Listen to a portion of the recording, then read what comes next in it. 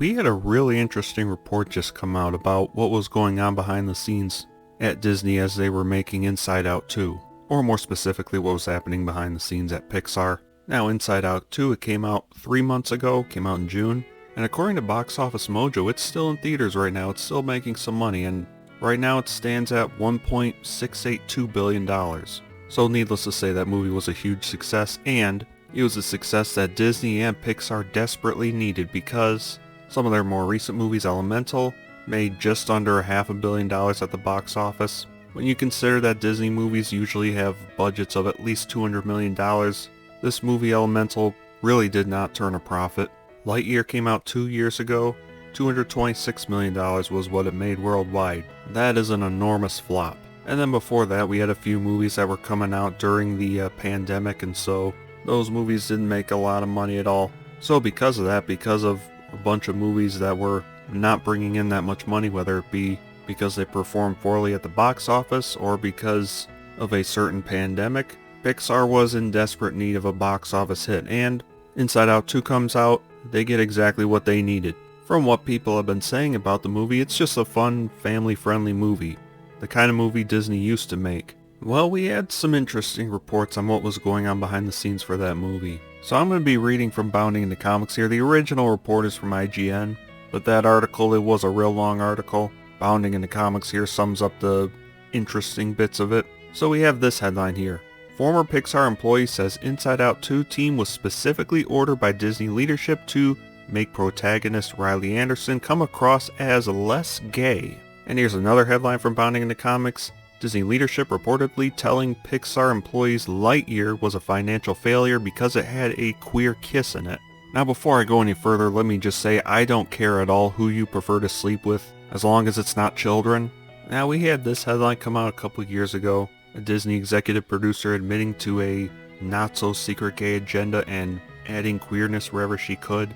A good amount of this was in response to a certain governor of Florida passing a certain bill that prohibits kindergarten through third grade teachers from teaching gender ideology, and this not-so-secret gay agenda, as it was put in the leaked video. The issue that a lot of parents had with this sort of thing was that Disney is supposed to be a company for children.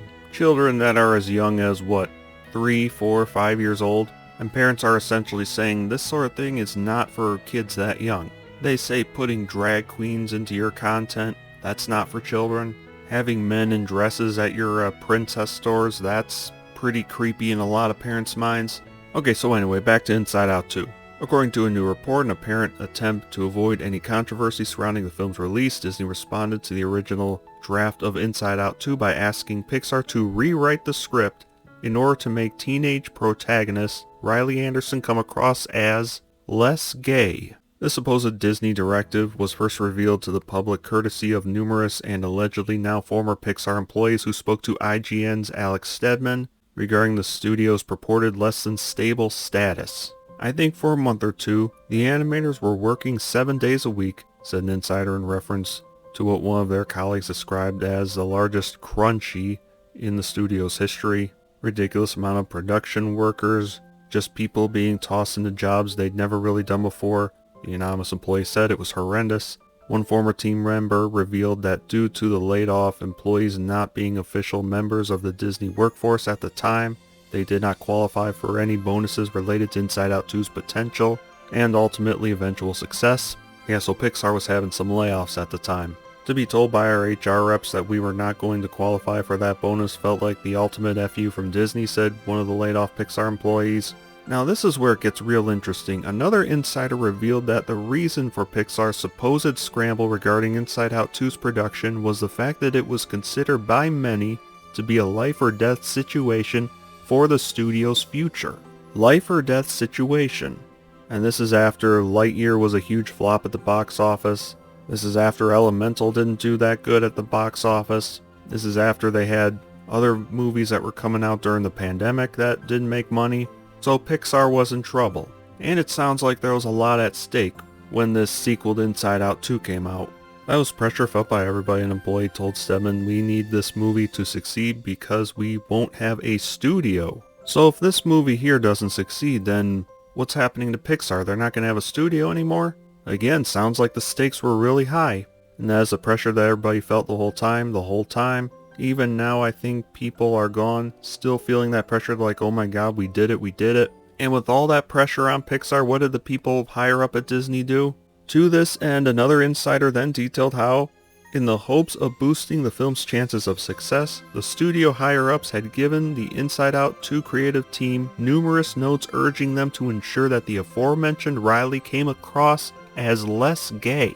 In service of this goal, said the insider, the team was asked to remove any hint of romantic chemistry between the fledgling hockey pro and, presumably given the context of the film itself, her fellow team member Val Ortiz, often in ways that required such outright changes as editing, lighting in certain scenes, and rewriting others completely. We were just doing a lot of extra work to make sure that no one would potentially see them as not straight, said one former Pixar employee. Mind you, Riley is not canonically gay, explained another. In the film, what you saw, nothing about Riley says that she is gay, but it is kind of inferred based on certain contexts. And so that is something that they tried to play down at multiple points. Summarizing the thoughts of many Pixar team members regarding the matter, one insider admitted that a lot of us accepted the fact that we may never see a major gay character in a Pixar movie. And let me remind you that Pixar is for children. I think the biggest feeling that I heard around the studio before the layoffs and now even post layoffs, talking to people who are still there, is that everyone feels like the executives are really just acting in a fear-based way, explained another insider of not just Pixar's apparent version to gay characters, but also the current lack of solid direction and vision. Everything is to preserve their own power and their own jobs, they added. So I think morale is really low because people no longer trust that they're being led with their best interests at heart. So folks, this is interesting because, according to this report, the success of Inside Out 2 was considered a life or death situation for the studio's future, meaning there was a lot at stake with this movie. A couple years ago, we had certain employees at Disney talking about not-so-secret agendas. Disney got involved in the political arena after a certain bill passed by a certain governor, and then not too long after that stuff happens, Pixar is put in a life-or-death situation. They're in a situation where an employee is saying, we need this movie to succeed because we won't have a studio. And when Pixar is at risk of not having a studio anymore, what do the higher-ups at Disney do? They order Pixar to ensure that Riley is less gay in the movie. In other words, they tell the people at Pixar to keep these not-so-secret agendas out of this movie. And then one insider says a lot of us accepted the fact that we may never see a gay character in a Pixar movie. So here it sounds like the employees at Pixar, current employees and some former employees because there were layoffs, it sounds like they wanted this sort of thing to be injected into the movies. Sounds like they wanted to push some agendas into Pixar movies. But I'm just going to connect a couple dots here. Lightyear had two women kissing at one point in that movie, and people were talking about that, and this movie was a huge flop. Then we have another headline here. Disney leadership reportedly telling employees Lightyear was a failure because it had a queer kiss in it. And then we have this report here that the higher-ups at Disney ordered the employees at Pixar to make Riley in Inside Out 2 come across as less gay. And they do this right as Pixar is in a position, as they put it, life or death in the report. So Disney, they had been shoving some messages into their content over the last couple years, and as a result they've been producing quite a few flops at the box office. And when suddenly their livelihoods are at risk, the leadership at Disney says, keep all these messages and agendas out of our movies. Interesting, folks. So what this sounds like to me is, while Disney might want to push certain agendas and things like that into their content, I think they also know deep down that doing that is not going to lead to success.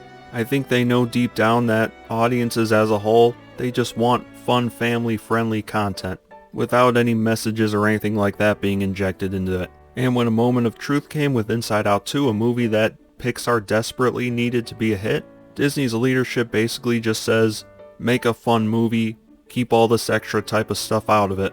It sounds like some Pixar employees did not like that, but what was the end result? The movie ends up becoming an enormous hit, one that they desperately needed. Interesting, folks. It's almost as if Disney, while they want to shove certain messages and agendas and stuff like that into their content, they also know deep down at the end of the day that audiences do not want it. They do not want any of that kind of stuff. At least that's what I take from this report if it's true. Everyone, I hope you enjoy this video and I'll see you next time. Take care until then.